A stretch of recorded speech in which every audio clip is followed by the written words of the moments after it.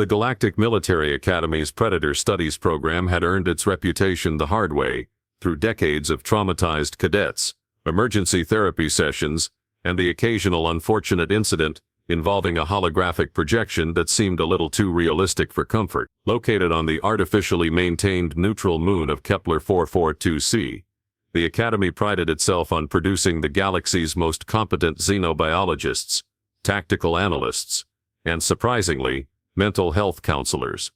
The latter had become an unexpected growth industry. Professor Vexthul adjusted his biocontainment suit with the practiced ease of someone who had learned that academic tenure meant nothing when facing a room full of cadets about to witness their first Category 9 Predator footage. The Zilithian's 4 arms worked in perfect synchronization, each appendage checking a different piece of safety equipment, while his compound eyes scanned the assembled students with the wary attention of someone who had cleaned vomit off his lecture podium more times than he cared to remember. The classroom itself resembled a cross between a medical theater and a military bunker, which was precisely what the architects had intended. Reinforced viewing screens dominated the front wall, surrounded by emergency medical stations, and what the Academy euphemistically called emotional support alcoves. The seating arrangement had been carefully designed to maximize both educational value and rapid evacuation potential, because nothing said quality education quite like the ability to clear a room of panicked aliens in under 30 seconds. Today's roster represented the usual delightful cross-section of galactic civilization. The Thraxian delegate sat in the front row, her crystalline carapace already beginning to darken with anticipation, while behind her, a cluster of meridian gas beings hovered in their containment suits, their bioluminescent patterns flickering in what could generously be called nervous excitement. The lone Korthak had positioned himself strategically near the exit, his reptilian features betraying nothing, though the subtle way he kept checking his pulse monitor suggested he was not quite as composed as he appeared. Then there was the human. The Academy's first human exchange student sat somewhere in the middle of the group, looking for all the world like someone who had wandered into the wrong lecture hall and was too polite to leave. The creature appeared remarkably unremarkable, which was itself deeply unsettling to anyone familiar with the statistical correlation between Earth's biodiversity and its inhabitants' casual relationship with mortality. The human's relaxed posture and apparent lack of protective equipment had become something of a minor scandal among the faculty, who had spent considerable time debating whether this represented exceptional bravery or simply a fundamental misunderstanding of the curricula. The Deathworld classification course had achieved legendary status throughout the Academy, not merely for its academic rigor, but for its remarkable ability to reduce grown military officers to quivering masses of existential dread. The course catalog described it as an intensive examination of hostile planetary ecosystems and their dominant predatory species,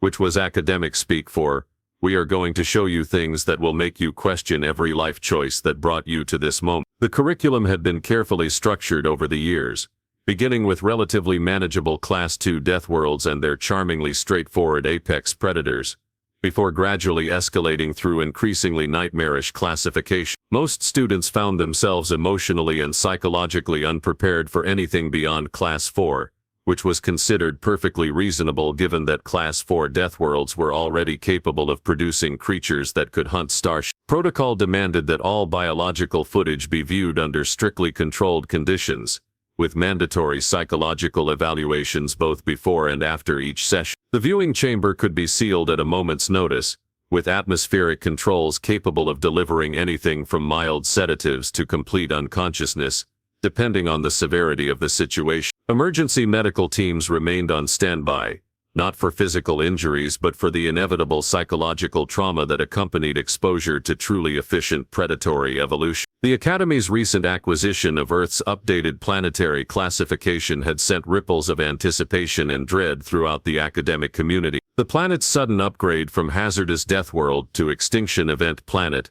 had required an emergency session of the Galactic Classification Committee, 3 bottles of industrial-strength Andromedan brandy, and a strongly worded letter to the universe's apparent sense of humor. Earth's new classification placed it in the company of exactly 4 other planets in known space, all of which had been quarantined by mutual galactic agreement after their discovery had triggered what historians politely termed. The fact that one of these planets had produced a sentient species capable of space travel, and that said species had somehow managed to present themselves as mostly harmless, had caused considerable consternation among xenobiologists galaxy-wide. Professor Vexthul cleared his throat, a sound that emerged from his biosuit speakers with the electronic undertone of someone who had accepted that tenure was a small price to pay for hazard pay. The assembled cadets fell silent, their various biological indicators registering everything from eager anticipation to barely controlled terror. "Today we examine the apex predators of Sol 3, he announced, his voice carrying the tone of someone delivering a funeral oration. "I trust you have all completed the required psychological preparation exercises and filed your emergency contact information with the registrar's office." The human raised their hand with casual friendliness.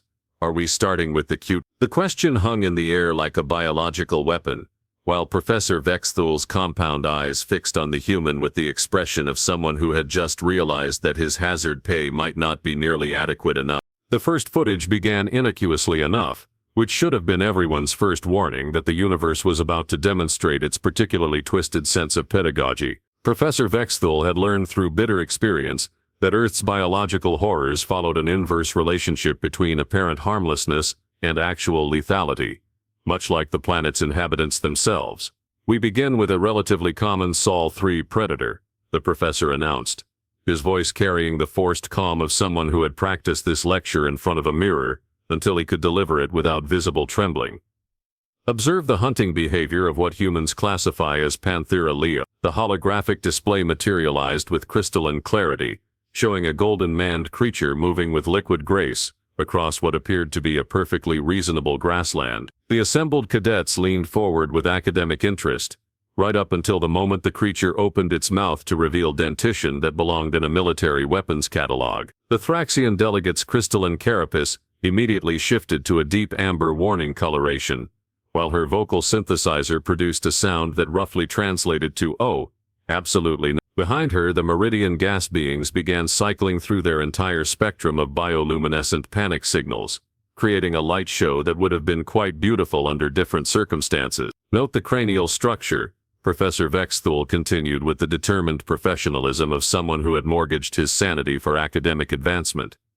"The specialized dental arrangement allows for severing of cervical vertebrae with minimal effort. The jaw musculature can exert pressures exceeding 2,000 pounds per square inch." The footage shifted to show the creature's hunting technique, which involved a casual leap that covered approximately 30 feet horizontally, while simultaneously demonstrating the kind of aerial maneuverability that made seasoned fighter pilots weep. The predator's target, a horned quadruped that would have been classified as a significant threat on most civilized worlds, was dispatched with the sort of efficient brutality that suggested evolution had been in a particularly foul mood when designing Earth's ecosystem. "This specimen weighs approximately 400 pounds, the professor noted, consulting his notes with the air of someone reading a grocery list rather than documenting galactic nightmare fuel. "Humans categorize this as a big cat, which suggests either remarkable linguistic irony or a fundamental disconnect from reality." The human exchange student chose this moment to raise their hand again, wearing the same expression of helpful confusion that had been causing faculty members to update their insurance policies. "Are we going to see any of the really dangerous ones?" The question created a moment of silence, so profound that several cadets began checking their audio equipment. Professor Vexthul's compound eyes performed what could only be described as a full system reboot before focusing on the human, with the intensity of someone attempting to solve a particularly complex mathematical proof. This is classified as non-dangerous on your homeworld." "Oh, lion. Yeah, they're pretty chill mostly. We have them in zoos so kids can look at them. Though I guess they can be cranky if you bother them during lunch." The Korthak delegate near the exit made a sound that his translator rendered as concerned rumbling, though the actual noise suggested he was reconsidering several fundamental assumptions about interspecies diplomacy. His reptilian features had taken on a distinctly greenish tinge, which according to his species' emotional spectrum, indicated either severe nausea or the onset of an existential crisis. Professor Vexthul decided to accelerate the curriculum, partly out of academic efficiency, and partly because he had noticed several cadets beginning to exhibit signs of what the Academy medical staff had classified as preemptive trauma syndrome. The next hologram displayed a considerably smaller creature, sleek and dark, moving through what appeared to be a standard temperate forest. Panthera onca, he announced.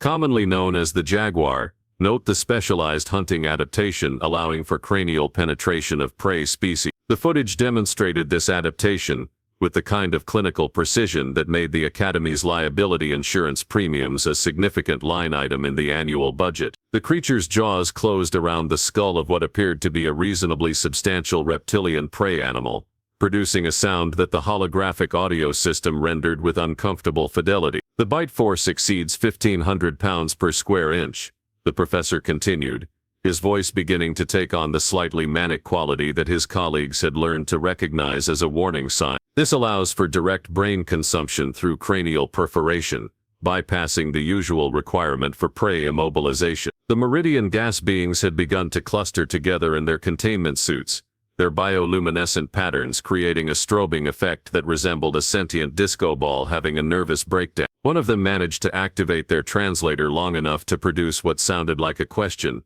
though the electronic rendering made it difficult to determine whether they were asking for clarification or requesting immediate evacuation. "Now observe," Professor Vexthul said, his professional enthusiasm overriding his survival instincts.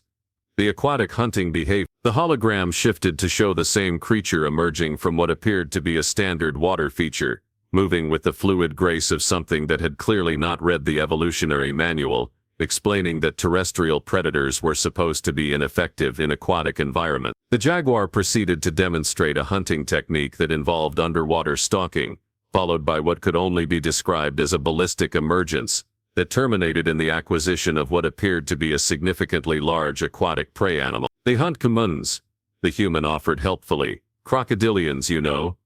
We'll probably see those later. They're like living dinosaurs but smaller and crankier." The word dinosaurs seemed to trigger something in the collective alien consciousness, as several cadets began exhibiting what the Academy's psychological evaluation protocols had classified as anticipatory species dysphoria. The Thraxian delegate's carapace had progressed through several warning colorations and was now displaying what appeared to be a pattern that roughly translated to "I would like to speak to the manager of evolution." Professor Vexthul consulted his lecture notes, then looked up at the assembled cadets with the expression of someone who had just realized that he might have miscalculated the dosage on his pre-lecture anxiety medication. The next segment of footage was already loaded, featuring what humans had classified with their characteristic understatement as bears. "Perhaps," he said, his voice carrying the tone of someone offering a final courtesy before commencing a mercy killing, "we should discuss the academic definition of apex predator before we proceed." The human raised their hand once more,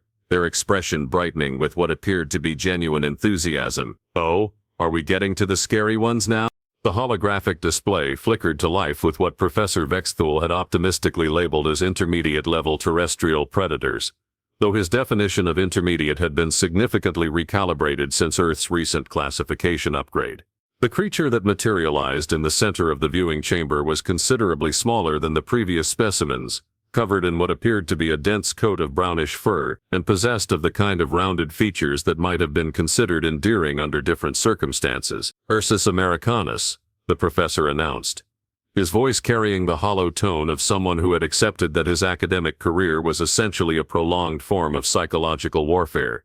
"The American black bear." Note the omnivorous dental arrangement and the specialized claw structure designed for both climbing and prey manipulation. The footage showed the creature engaging in what appeared to be routine foraging behavior, methodically dismantling a fallen log with claws that carved through wood like it was particularly soft cheese. The casual display of strength was impressive enough, but it was the creature's problem-solving approach that began to trigger warning signals in the more perceptive cadets' minds. "Observe the cognitive adaptation patterns," Professor Vexthul continued, gesturing toward the hologram as the bear systematically worked its way through what appeared to be a complex puzzle involving food acquisition. "The species demonstrates tool use, pattern recognition, and what human researchers classify as persistence hunting, though the term appears to encompass behaviors that would be classified as relentless stalking in most galactic taxonomies." The Korthak delegate had begun making small rhythmic movements that his species employed as a self-soothing mechanism,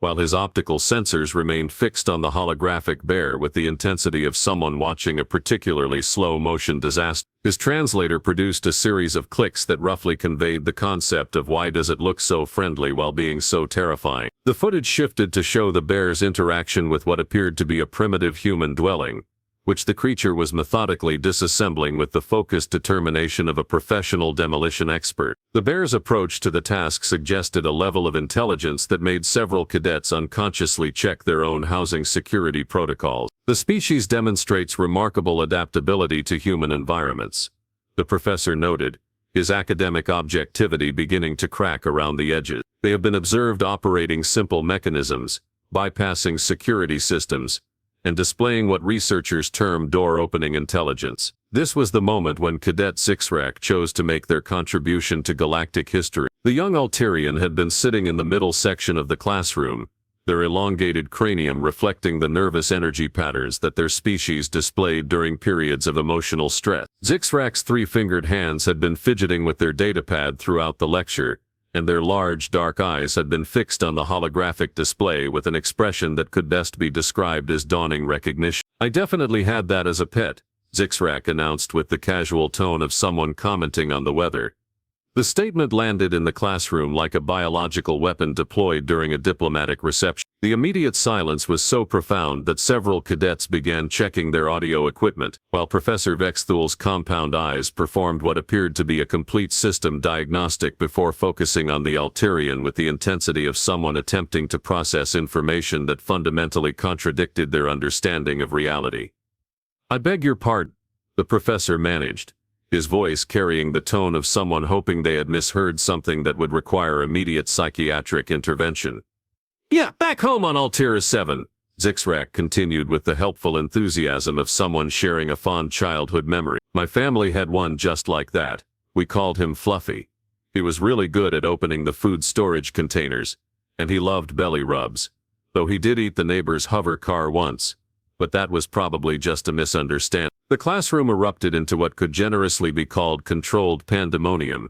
The Thraxian delegate's carapace had progressed through her entire spectrum of warning colorations and was now displaying patterns that didn't exist in any known linguistic database. The Meridian gas beings had begun what appeared to be a synchronized panic response, their bioluminescent patterns creating a strobe effect that suggested they were attempting to communicate with whatever deities governed sentient gas clouds.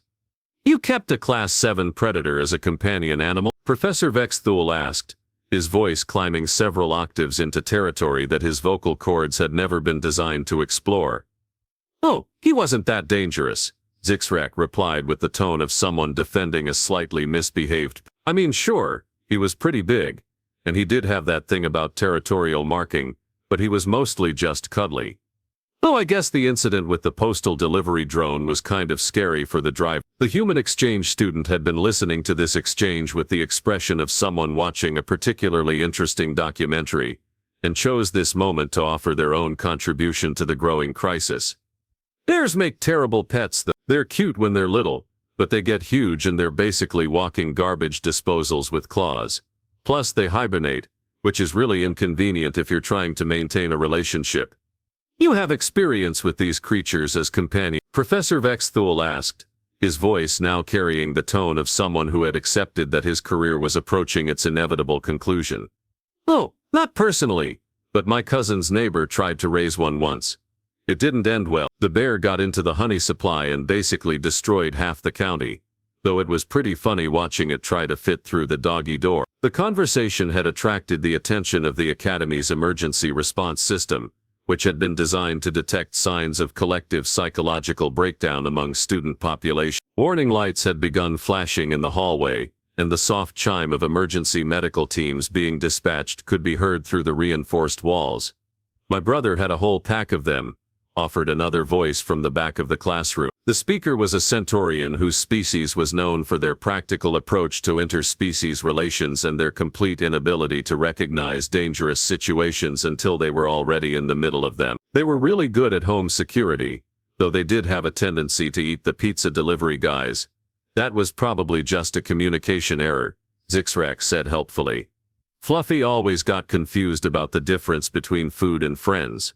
We had to put up signs. Professor Vexthul had begun exhibiting what the Academy's medical staff had classified as acute pedagogical distress syndrome, a condition that typically developed in instructors who had spent too much time trying to reconcile academic theory with the practical realities of galactic biology. His compound eyes were now fixed on a point somewhere beyond the classroom walls, and his forearms were moving in what appeared to be an involuntary pattern that suggested he was either conducting an invisible orchestra or attempting to communicate with higher dimensional entities. "The footage we have just observed," he said slowly, his voice carrying the mechanical precision of someone whose consciousness had temporarily relocated to a more comfortable dimension, "represents a Class 7 predator capable of dismantling armored vehicles and operating complex machinery. You are telling me that multiple species have kept these creatures as household companions?"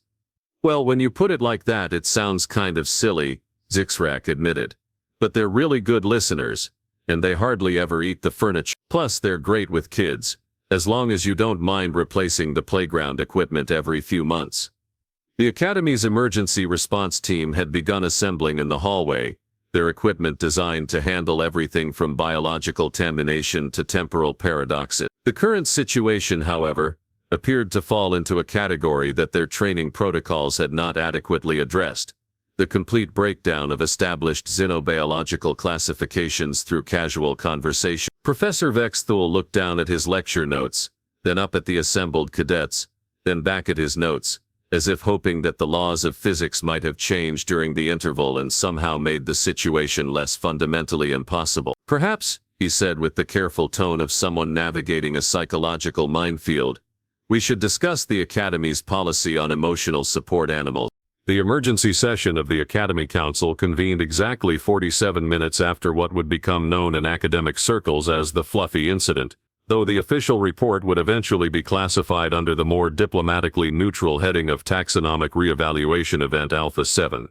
The Council chamber, normally reserved for discussions of curriculum adjustments and budgetary considerations, now resembled a crisis management center dealing with a fundamental breakdown in the nature of reality itself. Dean Morgill, a distinguished vegan whose species was renowned for their logical approach to complex problems, sat at the head of the crystalline conference table with the expression of someone who had just discovered that mathematics was apparently optional. The emergency briefing documents spread before them contained terminology that had never before appeared in the same sentence, including phrases like domesticated apex predator and recreational bear ownership. "Let me ensure I understand the situation correctly," the dean said, their voice carrying the careful precision of someone attempting to construct a logical framework around information that actively resisted logical classification. "Multiple alien species have been casually maintaining Earth's Class 7 predators as household companions, and this revelation emerged during a routine academic lecture on Death World biology." Professor Vexthul,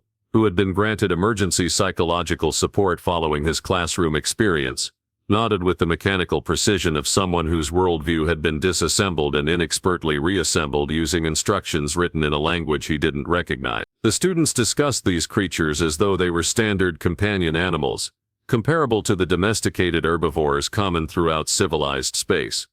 The implications were staggering. If alien civilians were successfully maintaining relationships with creatures that the Galactic Military Academy classified as significant threats to armored personnel, then either the classification system was fundamentally flawed, or the universe had been operating on principles that no one had bothered to document properly. "Has anyone contacted the Galactic Classification Committee?" asked Vice Dean Krelathon, their tentacles performing the nervous writhing motion that their species employed during periods of extreme administrative stress. "They've declared a state of taxonomic emergency," Dean Morgill replied, consulting their datapad with the expression of someone reading their own obituary. "Apparently this is only the third time in galactic history that an entire planetary classification system has required fundamental revision based on casual conversation." The Academy's response was swift and comprehensive, though it bore the hallmarks of an organization attempting to maintain professional standards while navigating uncharted territory. New protocols were implemented requiring all Earth-related biological studies to be conducted under enhanced psychological supervision, with mandatory counseling sessions for any faculty member exposed to footage of human pet ownership practices. The human exchange student, meanwhile, had been granted what the Academy diplomatically termed special academic status, which was administrative language for "we're not sure what to do with you, but we're fairly certain you're not supposed to exist according to our current understanding of evolutionary biology." Their casual observations about Earth's fauna had been classified as potentially dangerous information, requiring special clearance for academic access. "The human refers to our Class 9 predators as good boys," reported Dr. Zethril, the Academy's chief xenobiologist, during the emergency faculty meeting. "They have an entire linguistic category dedicated to what they call puppy dogs, which appears to encompass creatures capable of hunting in coordinated packs and bringing down prey animals significantly larger than themselves." The revelation had triggered a cascade of re-evaluations throughout the galactic academic community. Research teams were hastily assembled to investigate the apparent discrepancy between Earth's classified threat levels and the casual attitude of its inhabitants toward their planetary fauna. The preliminary findings were not encouraging for anyone hoping to maintain their existing understanding of how ecosystems were supposed to function. "We've received reports," Dean Morgill announced during the subsequent council session, "from 17 different species claiming to have maintained Earth fauna as domestic companions. The list includes creatures that we had classified as immediate evacuation recommended, and approach only with full military escort." The Altarian delegation had submitted a formal request for Earth's reclassification from Extinction Event Planet to Oddly Cuddly Death World, which had triggered a philosophical crisis within the Galactic Classification Committee. The request included holographic documentation of what appeared to be normal civilian life, featuring creatures that, according to established taxonomic principles, should have been systematically eliminating their owner. The human exchange student, oblivious to the academic chaos they had inadvertently triggered, continued to attend classes with the same casual attitude that had precipitated the crisis. Their presence had become something of a celebrity attraction, with faculty members from across the galaxy requesting permission to observe the creature that had somehow emerged from a planet where the local fauna could theoretically conquer most civilized worlds. "Perhaps," suggested Professor Vexthal during one of his mandatory counseling sessions, "we should consider the possibility that our classification system has been approaching the problem from the wrong direction." Yulzeth, the Academy's chief psychological counselor, whose species had evolved specifically to deal with complex emotional trauma. "We've been classifying planets based on the lethality of their fauna," Professor Vexthal explained, his voice carrying the tone of someone who had achieved a moment of clarity through prolonged exposure to the impossible. "But what if the relevant factor isn't how dangerous the creatures are, but how the inhabitants relate to them?"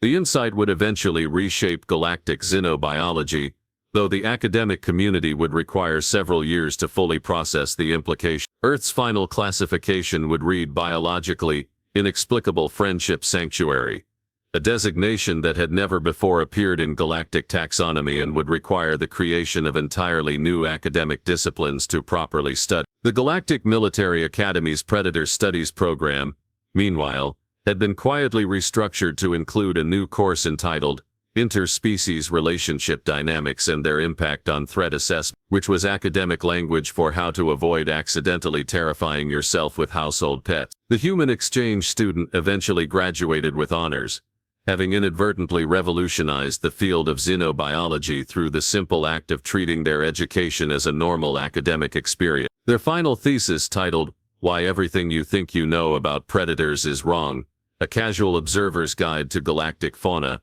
became required reading throughout the civilized galaxy. Professor Vexthal, recovered from his initial trauma, would often reflect on the incident during his later years. The universe, he had learned, possessed a sense of humor that operated on a scale that most sentient beings were not equipped to fully appreciate. Earth's inhabitants had somehow achieved a relationship with their planetary ecosystem that defied every established principle of evolutionary biology, and they had done it so casually that they considered it perfectly normal. The final irony, he realized, was that the galaxy's most terrifying planet had produced the most peaceful species anyone had ever encountered. They had simply achieved their harmony through methods that no one else had been brave enough, or perhaps foolish enough, to attempt. In the end, the universe had taught them all a valuable lesson about the dangers of making assumptions. Though Professor Vexthal suspected that the universe's sense of humor was far from finished with them yet.